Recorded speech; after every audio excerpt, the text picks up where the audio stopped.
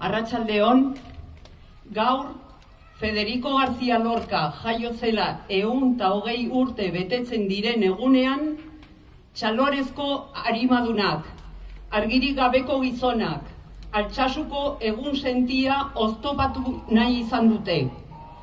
Gure lau lagun bahituak eramatera etorri dira. Beste behin ere, eta muntai hau hasi zenetik asko izan dira, herria okupatu digute. Mina eta amorrua sortzera etorri dira. Justizia denontzat berdina ez dela ikusi dugu gaur ere.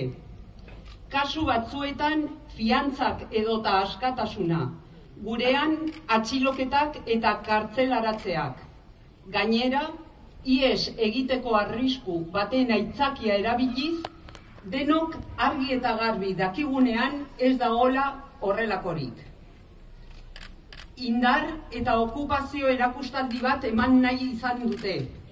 Eta Iñaki, Jonan, Aritz eta Julen atxilotzearekin ez duten nahikoa izan. Gure elkartasuna adieraztera joan garen herritarrak identifikatu eta mehatxu gaituzte. Borrekin jo eta isunak jarri dizkigute. Azken finean, beste botere abusu bat eta Altsasuko herriari beste eraso bat. Gorroto dinamika batean kateatu nahi gaituzte, baina gu ez gara haiek bezalakoak. Altsasu, Nafarroa eta Euskal Herriko kaleak betetzen jarraituko dugu. Orain arte egin dugun bezala, era aldarrikatzaile eta pluralean. Asko gara, geroz eta gehiago, eta haiek soilik, haiek indar erakustaldiak eta justizia eza dute. Neurriz kanpokoa eta beharrik gabea izan da gaurkoa, eta herriarekiko bortitza eta oso mingarria baita ere. Gure lau lagun eraman dituzte, ezin gara besoak gurutzatuta geratu. Herria, sakana, herrialde, Euskal Herri bezala erantzun behar dugu. Estatuko beste herrien laguntzarekin. Erantzun bateratu, argi eta indartsua emateko unea da.